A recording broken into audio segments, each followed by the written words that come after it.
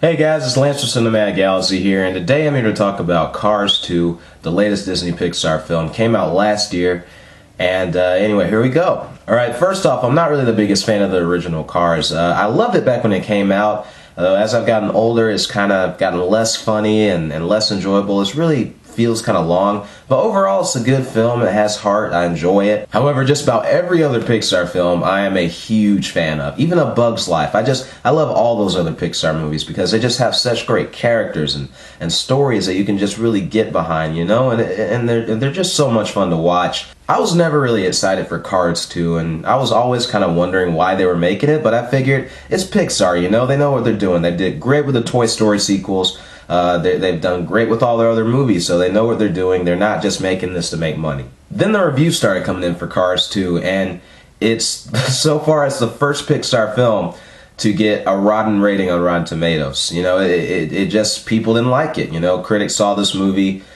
and didn't enjoy it, and you know, for the longest time I was thinking, all right, maybe that might be a bit harsh because they're probably comparing it to other Pixar movies. So because of that, I went into this movie. I was determined to just look at it for what it is, as being like a fun movie, you know, for kids, and maybe being an okay film, but I wasn't expecting anything great, but I went into it kind of unbiased, just trying to enjoy it for what it was, and I didn't like it.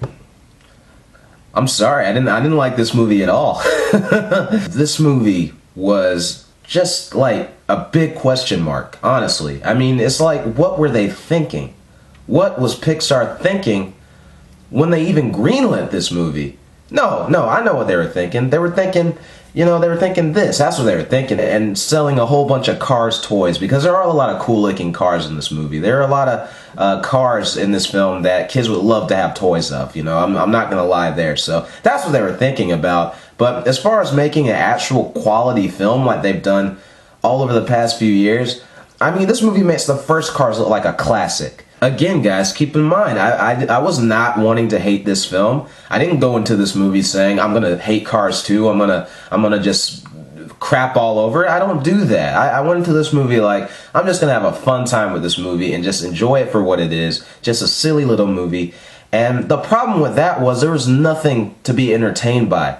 This movie was not funny at all. I didn't laugh once. No, that's a lie. The only times I laughed, I kind of laughed whenever they were talking to that Francesco guy, you know, that Italian car or whatever. I thought he wasn't really funny or anything, but just his accent was so over the top and ridiculous, and, you know, just every time they said his name, it was kind of funny.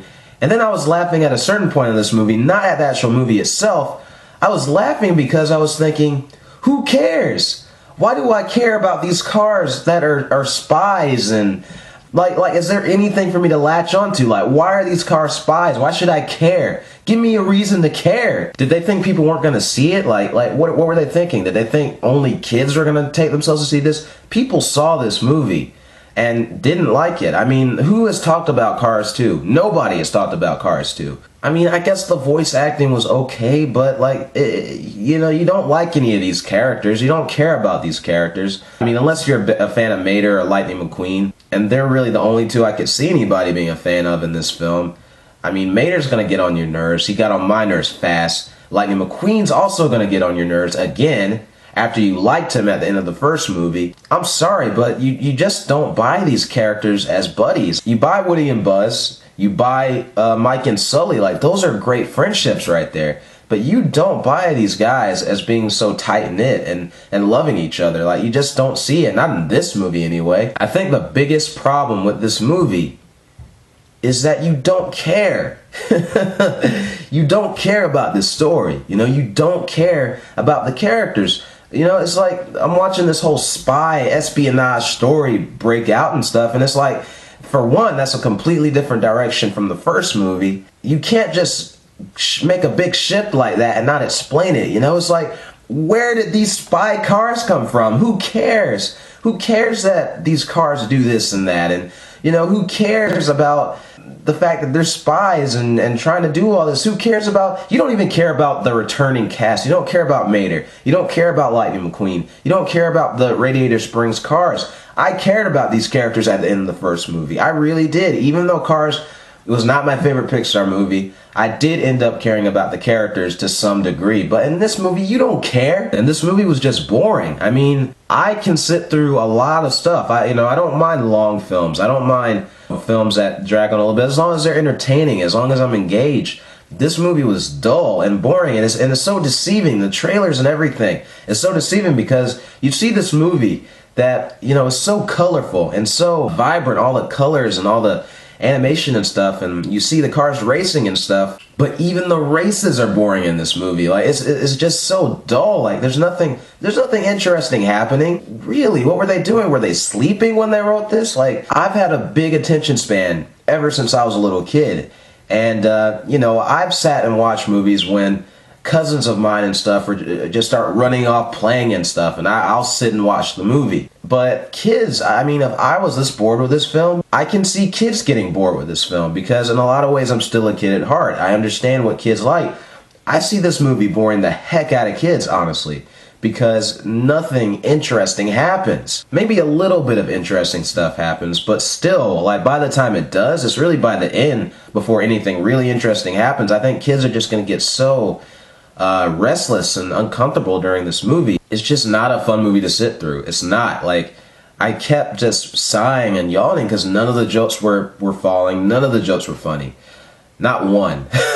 I'm just being honest there. Not a single joke in this movie made me laugh. And that is a first for every single Pixar. Out of all the Pixar movies, all of them made me laugh. All of them have made me laugh at some point. This one did not. And it was trying. It was trying several times. There were so many jokes in this film, and all of them just failed. Look, all I can say coming out of this movie, I say the best thing that this movie showed me was, I am so glad that this did not happen to Toy Story 3. I mean, man, they made Toy Story 3 came out in 2010, and I was probably more excited for that film than I've ever been for a movie in my life. And that movie completely lived up to and probably surpassed my expectations. I mean, it was a great, great film. And I am so glad they did not butcher that like they butchered this. Like, this movie sucked. I mean, it was awful. And, I mean, I know you guys are watching this saying, I've never seen him give such a bad review. Because I really don't see a lot of bad movies. But I think it's good to see them once in a while, because they make you more grateful for the good ones. And Pixar... Again, this is Pixar we're talking about here. I mean, this lets me know how much they could have screwed up with Toy Story 3. Thankfully, they didn't. But this movie also shows that they are humans. They're capable of messing up every once in a while. I just pray they don't do it too often. I'm going to give this movie a D, guys. Like, it just gets a D, and D equals terrible on my scale. Like, there's no D+, no D-, just a D. I didn't give it an F because the animation is great. Anyway, guys, I hope you enjoyed this review. Again, I didn't come into this review wanting to hate on Cars 2. I love Pixar, and I was hoping I would enjoy this film. I didn't want to hate it, but I really did not like it. I mean, I didn't like this movie at all. And I just, they better not make a Cars 3. They really should not. Unless it can some kind of way make up for this, just leave it alone and let it die. You know, and also, I hope that Brave coming out later this year, I mean, that movie has potential. I'm hoping it's great. I'm hoping it gets Pixar back to the quality that we're used to, that they had just 2 years ago with Toy Story 3, which was so great. Brave, please get them back to that, because, you know, everybody's going to have a stinker once in a while. You know, they're capable of messing up. I'm not hating on Pixar for messing up. Anyway, guys, let me know. If you've seen Cars 2, comment below, let me know what you think about it. And also, what's your favorite Pixar movie? Mine is personally Toy Story, or maybe the whole Toy Story trilogy is one. That's such a great story all around. Anyway, guys, take care. Hope you have a great day. And this is Lance from CinematicGalaxy, signing off.